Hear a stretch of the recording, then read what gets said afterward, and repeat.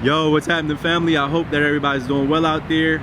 Today I'm out at the park, different location, different vibe. Just wanted to see how it felt. And I just wanted to be in nature for a little bit. But anyways, what I want to talk about in this video today are 4 things that I wish I knew sooner in my life. You know, a lot of folks who are in their early 20s hit me up and they think that I'm providing them some kind of profound wisdom, right? But I don't think it's profound at all. I just think that it comes with experience, right? And there are certain things that you figure out almost like when you're a young person and you figure out that Santa Claus isn't real. There are so many things that I used to think about earlier in my life that I'm just like, damn, I wish I knew that sooner, because if I knew that, I would have moved in a totally different way that would have made my future much better. And I'm not to say that I regret not knowing those things sooner, because we're all evolving in our own ways, as am I. And I've just learned, right? So these are things that I want to share.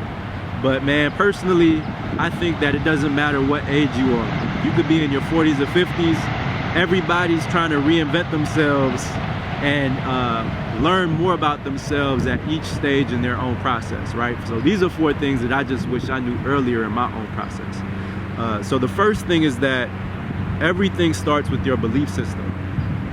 You know, I've found that so many times, it doesn't matter what kind of environment you're in, whether that's in the hood or in corporate America. So many times people limit their belief system based on their environments. When I would go out to eat with some of my colleagues from corporate America, they would be like, why do you want to go to this restaurant? Right? This is trash, just because of the way that the taco stand looks, right? Or, you know, when I was in the hood growing up, my friends would ask me, like, why are you listening to this music? Whether it was Spanish or rock music, right? Like, why are you listening to this? But it was just because it was out of their personal comfort zone. So, you know, if I take an example from my own thinking, my own life, I used to believe that $40,000 was a lot of money, because that was the amount that my mother made to provide for me and her, right? We would go on vacations to the Caribbean, we would go out to eat, she would have drinks, live it up on 40 grand. And so I was like, damn, that's a lot. That's all I need, right? Until I met a guy here in LA who was making $500,000. And what I saw was that he wasn't necessarily smarter than my mother. He was just more willing to take certain risks, right? So I say all that to say that, you know, I think that sometimes we have to get out of our comfort zones and put ourselves in environments that challenge the way that we think. We have to read books that challenge those belief systems, meet people that challenge those belief systems, meet people that think differently from us, right? Because your environment can kind of cap you. The second thing is that the world is a stage. Things are not always as they appear to be.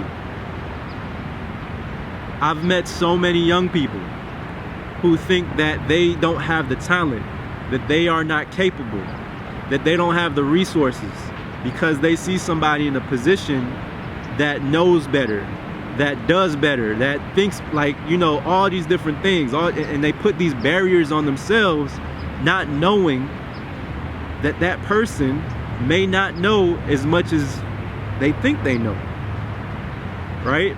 A lot of people are put in positions because they got a lucky break, or they're a good talker, or the universe put somebody in their life at the right time because they took a chance on themselves, right? That's what I've learned, that most people who are in successful positions actually took a chance on themselves, whereas the most gifted and talented individuals are actually the most insecure. But what I've seen is that both types of people are actually insecure.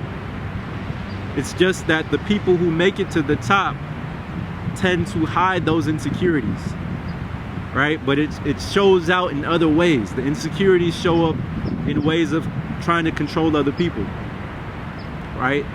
So don't think that just because you see somebody that's successful that necessarily means that they're the smartest person in the room, because oftentimes they're not. There are people around them who they hire who are actually smarter than them, but they were willing to risk it all or take some type of calculated risk to get in the positions that they were in. The third thing that I want to share with you guys is that you have to invest before you reap a harvest.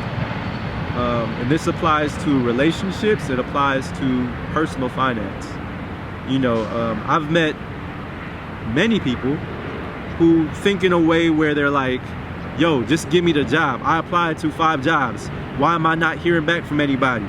I applied to, you know, this job and they didn't want to give me a certain amount of money right away. I tried to hit up this person and this individual and they never responded, right? Like, give me the time.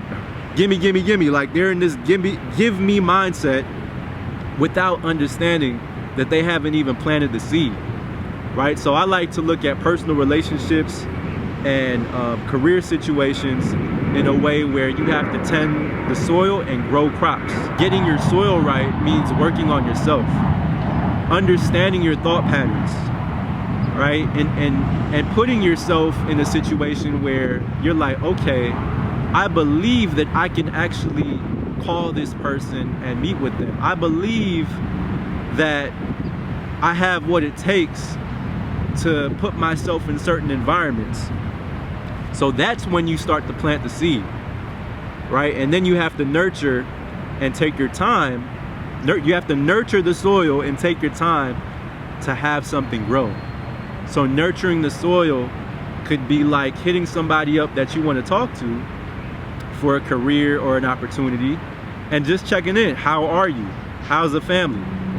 Right? These are just little things in how you nurture the soil for the kind of life that you want to live, right? Nurturing the seed could be in terms of like financial investments, that you are investing a certain amount of the money that you make every month consistently, right? You have to nurture something, some type of investment or something that you want to work on in order to see some type of harvest later, right? So many people want something quickly, but you know, based on my personal experiences, the best relationships, the best investments that I've made, it took 3 to 5 years to see something actually pay off, right? So have that long-term mindset and don't just be short-sighted by, you know, trying to see success right away.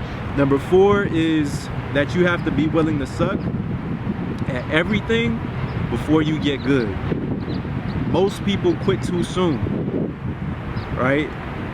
If I just quit design when I was drawing stick figures in Illustrator, the last 10 years of my life would have been completely different, right? If I quit investing 5 years ago, my life now would be completely different. So you have to give yourself a chance to be bad at something to actually get better at it. You know, what the situation I'm in now is that I'm trying to start a business. I will admit, I'm not the best business person, but I'm trying to figure it out. And I know that within the next 5 years, I'm sure that I will be better. But this season that I'm in right now will pay dividends for my life, right? It'll pay dividends for my daughter's life. It'll pay dividends for, you know, the people around me, because they see that it's possible, right? So just to recap everything, the first thing that I mentioned is that everything starts with your belief system. Be willing to change that belief system and have it challenged. The second thing is that the world is a stage. Things aren't as they appear to be. People who are in positions of power may not know as much as you think they know, right? Number 3 is that you have to invest before you reap a harvest. Don't try to take things so quickly, right? Don't try to have your gains come in like that, right? You're gonna go through difficulty and challenges, and when you go through those moments, just understand that you planted the seed. Number 4 is that you have to be willing to suck at everything before you get better at it, right? Don't quit.